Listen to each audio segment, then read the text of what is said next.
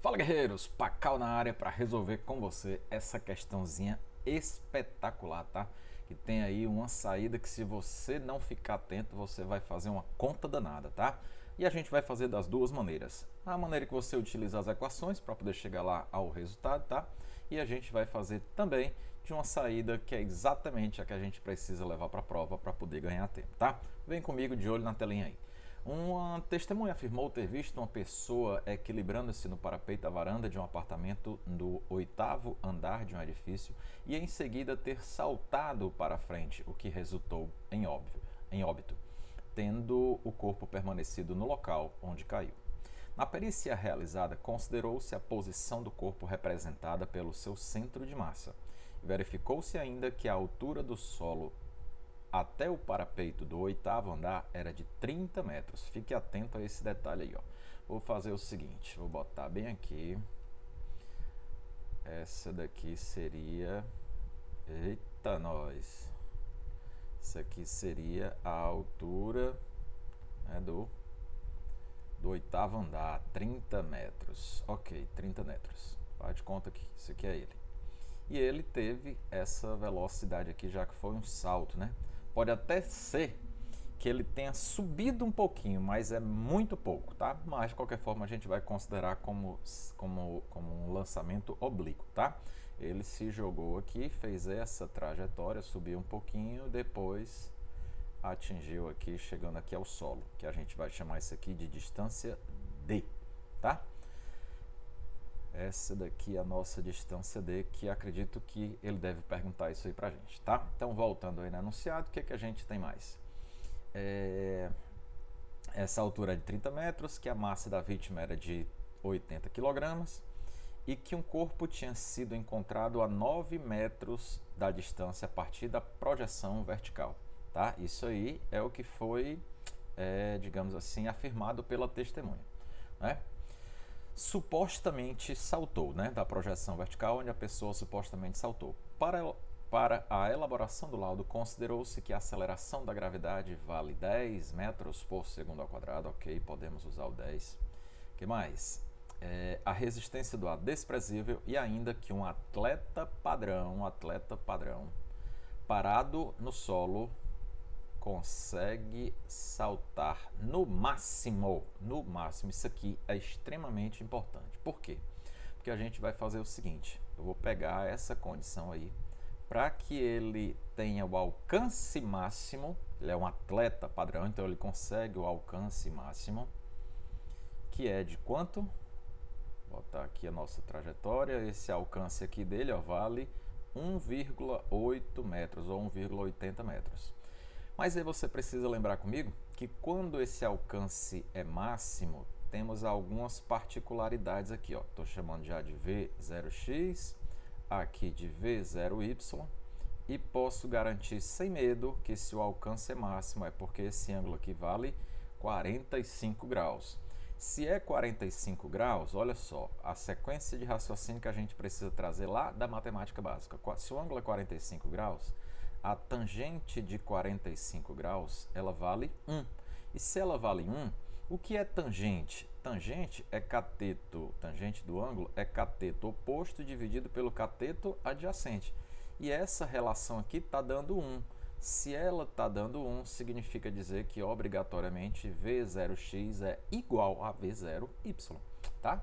Então a gente pode dizer sem medo que V0x, que vai ser V0 vezes cosseno de 45, que vale V0 vezes raiz de 2 sobre 2, vai ser absolutamente o mesmo valor de V0y.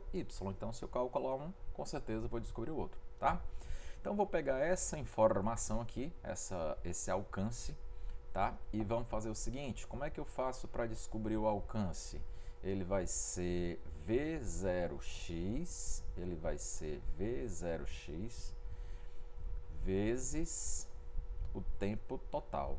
E aí, como é que eu faço para descobrir isso? Vamos lá.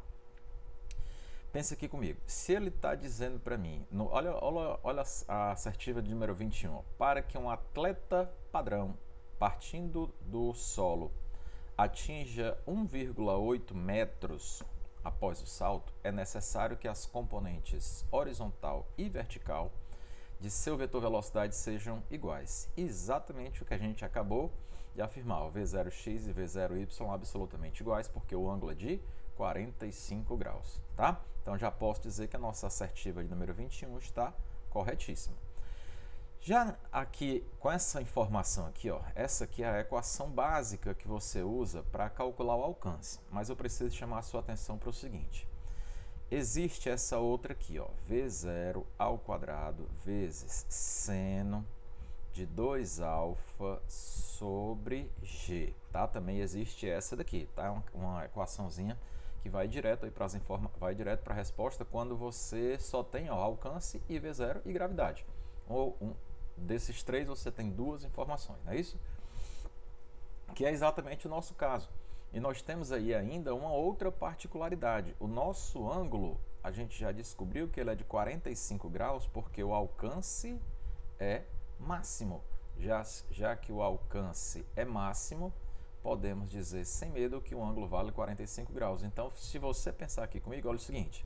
No lugar desse 45 aqui, olha, no lugar desse alfa, se eu colocar 45 graus, vai ficar 2 vezes 45, que é 90. E aí, quem é o seno de 90? É 1. Então, a gente pode pegar e adaptar essa equação simplesmente para isso aqui, ó, V0 ao quadrado sobre G. Essa equaçãozinha aqui vai ser exatamente o diferencial para você conseguir calcular a velocidade inicial.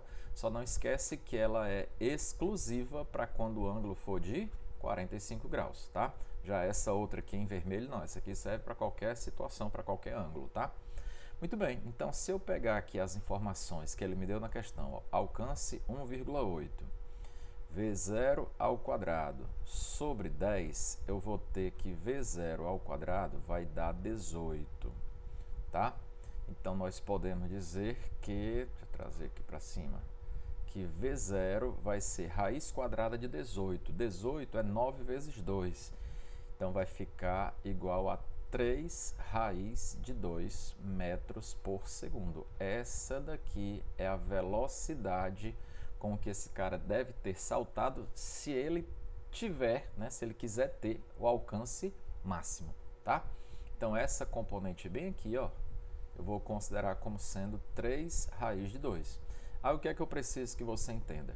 Tá? Deixa eu ir aqui para o outro slide, que esse aqui acabou o espaço para a gente. Ó, se você fizer o seguinte, ó, se eu tenho bem aqui essa componente V0 que vale 3 raiz de 2, essa daqui, ó, 3 raiz de 2 metros por segundo. Tá aqui ela, metros por segundo. Perceba que ela pode ser decomposta nessas duas, ó. Aqui é V0x com um ângulo de 45 graus e eu tenho essa outra aqui que vale V0y, tá? E a gente já sabe que essas duas são iguais. E quanto é que vai ser então? Ó, se eu sei V0 e se eu sei o ângulo, com certeza eu sei quem é V0x e quem é V0y. E nesse caso, inclusive, ele é mais fácil ainda. Ó. Se você perceber, a gente pode lembrar aqui também da matemática básica, ó, por exemplo, quando você tem aqui um quadrado, ó, um quadrado de lado L. Quem é essa diagonal aqui? Ó? Ela é L raiz de 2, que é exatamente o valor do nosso cara, ó, 3 raiz de 2, da nossa velocidade inicial, essa velocidade aqui com que ele foi lançado. Ó, tá? Então, significa dizer que a gente pode dizer que cada velocidade dessa, ó, tanto V0x quanto V0y, nós podemos dizer que vale 3 metros por segundo. É só pegar essa partezinha aqui, ó, tá? Ou, se você quiser, é claro, você pode vir aqui e substituir, ó, nas componentes, né? Ó, V0x e V0y, você substitui aqui, ó, e aí você vai acabar descobrindo V0x e V0y, que nessa questão eles são iguais, tá? Tá, e aí, o que a gente pode perceber? Já descobri aqui que a velocidade com que ele foi lançado é de 3 raiz de 2. Isso significa dizer que é como se ele tivesse sido lançado para cima, com uma velocidade de 3 metros por segundo. Concorda comigo? Perfeito. Olha o que é que ele quer na assertiva de número 22. Olha o que é que ele quer, ó. os dados obtidos na perícia são condizentes com o relato da testemunha, não são condizentes, tá? Ó, aqui, ó, não são condizentes com o relato da testemunha, uma vez que nem um atleta padrão, após saltar do referido apartamento, atingiria a posição onde o corpo foi encontrado. E aí, será que está certo ou está errado? Vamos lá, como eu te disse, tem duas maneiras para resolver essa situaçãozinha aqui. Qual é a que a banca quer que você utilize, digamos assim, né? Que você perca o seu tempo? É você fazer uso da equação, ó, do movimento uniformemente variado, que é essa daqui, ó, AT2 sobre 2. Então vai ficar o seguinte, vou considerar que aqui é a origem e daqui para cima será positivo. Então eu terei aqui, ó, o 0 e bem aqui é que vai ser a minha posição 30, ó.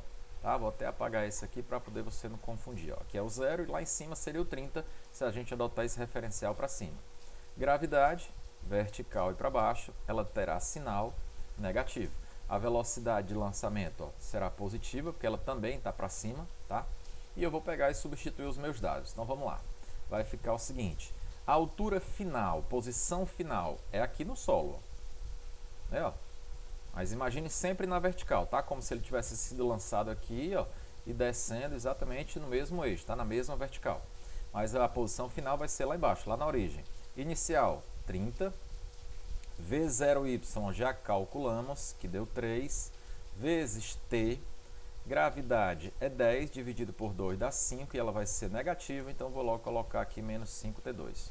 Organizando aqui, ó, vai ficar 5t2 menos 3t menos 30 é igual a 0. Olha para onde a banca vai te jogar. Para você pegar aqui uma equação do segundo grau, que dá isso aqui, eu vou ter que tirar as raízes. Então vamos lá, vai ficar o seguinte, delta vai ser B2, que é 9, menos 4 vezes 5 vezes menos 30. Essa continha aqui vai dar 4 vezes 5, 20, vezes 30, 600, mais 9, 609, ou seja, não é uma raiz exata, tá? Não é uma raiz exata. E aí aqui a gente tem a seguinte ideia. Tudo bem, eu sei que 609 não é a raiz exata, vou usar a raiz mais próxima. Seria 625. Isso aqui é a mesma coisa que 25 ao quadrado. Então vai ficar, ó, t vai ser igual a menos b, que é 3, né? Ó, menos com esse menos daqui vai dar mais ou menos raiz de delta. O nosso delta é 609. Eu vou usar o 625 para tentar amenizar essa conta, tá? E aí vai ficar raiz de 625, que é 25, sobre 2a, que é 10. Então daqui a gente vai concluir que tem um tempo aqui que ele vai ser negativo, que não nos interessa, não vou nem fazer essa conta. E temos aqui um tempo 2, né, o que vai ser 3 mais 25 dá 28, dividido por 10, isso vai dar 2,8 segundos. Agora sim, de posse desse tempo, a gente tem como pegar, ó, essa outra componente aqui na horizontal, V0x, que vale 3 metros por segundo também, e descobrir esse D. E aí sim saber se a distância lá que o corpo estava realmente é 9 metros, maior ou menor do que isso. Então lá vou eu. Isso aqui foi o nosso primeiro passo. Aqui o segundo passo da questão. Vai ficar o seguinte, que é o primeiro, que é o segundo passo. D, já que na horizontal é movimento uniforme, vai ficar D igual a V0x vezes T. É isso, ó, o delta velho, delta S sobre delta T. Só que aqui eu estou dizendo que o delta S vai ser velocidade vezes o tempo, né? Eu já multipliquei aqui aquela equaçãozinha. D é o que nós queremos descobrir, V0x é 3 e o tempo 2,8, que vai dar 8,4 metros. Ou seja, mesmo que a gente tenha feito aqui uma aproximação alta, ó, de 609 para 625, a gente descobriu um tempo de 2,8, que fez com que a distância lá que o corpo esteja realmente seja menor, seja inferior a 9 metros. Isso nos garante que a nossa assertiva de número 22 está correta, porque ele disse, ó, que não são condizentes. Realmente não são, ele não está a 9 metros, ele está a menos que isso. Professor, mas eu tinha que fazer essa conta aí todinha? Calma, é aqui onde mora o detalhe, tá? Essa conta aí é o que a banca quer que você faça. a gente tem que ter a seguinte ideia. Pense comigo, a gente já trabalhou isso aqui em queda livre. Ó. Eu sei que esse corpo, a gente já colocou ele aqui, que é como se ele tivesse sido lançado verticalmente para cima com 3 metros por segundo, uma velocidade bem baixa, não é isso? Então ele vai subir, naturalmente vai descer e vai chegar aqui ao solo gastando um certo tempo para isso, tá? Agora imagine aquela outra situação que a gente já trabalhou, ó, que se fosse uma queda livre, velocidade inicial igual a zero. Aí o que que acontece? Depois do primeiro segundo, ele percorreu 5 metros. Depois de mais um segundo, ele percorreu 15 metros, só nesse segundo aqui, ó. Então só aqui já vão 20. No próximo segundo, né, que já seria lá embaixo, ó, ele ia percorrer mais 25. Ó, então aqui seria o primeiro segundo, aqui o segundo segundo e aqui o terceiro segundo. Então olha o que está acontecendo. Você está percebendo que se fosse uma queda livre, nessa altura de 30 metros, com certeza ele teria gasto menos de 3 segundos. Por quê? Porque se fossem 3 segundos, a distância seria essa aqui, ó. 5 mais 15 que dá 20, 20 mais 25, isso aqui daria um total de 45 metros. Como foi de 30 metros de altura, com certeza o tempo de queda foi menor do que 3 segundos. Tudo bem, menor que 3 segundos, então vamos trabalhar com o 3 segundos, que é exatamente um tempo bem alto. Ora, eu sei, a gente descobriu lá no começo da questão, isso aqui com certeza vai servir, isso aqui é fundamental, tá? Essa partezinha aqui, ó. Cadê? Aliás, essa daqui, ó. Essa daqui é fundamental, a gente descobrir quais foram as velocidades que a gente lançou, que esse corpo se projetou, né? Então eu tenho que a velocidade, deixa eu apagar isso aqui, tem que incluir aqui, ó, 3 metros por segundo, isso aqui é fundamental, seria o mínimo que você deveria fazer, realmente essa conta aqui é totalmente necessária, tá? Então olha só, se eu voltar aqui para a minha situação, se ele foi abandonado, se ele tivesse sido apenas uma queda livre, com certeza ele ia gastar menos que 3 segundos, tá? Ah, mas ele foi jogado para cima, tudo bem, então ele vai gastar um tempinho para cima, vai gastar um tempinho para descer, vai passar aqui de volta com a mesma velocidade, 3 metros por segundo, mas esse tempo daqui para cá, com certeza, se a gente somar esse aqui, ó, para cima, que foi bem pequenininho, com essa descida também, que foi bem pequenininho, juntando com esse outro aqui, ainda não vai dar 3 segundos, com certeza vai dar menos que isso, tá? E se a gente considerasse que foram 3 segundos, considere que foram 3 segundos, o que é que vai acontecer? Na horizontal, você continua tendo isso aqui, ó, V0x vezes tempo de queda.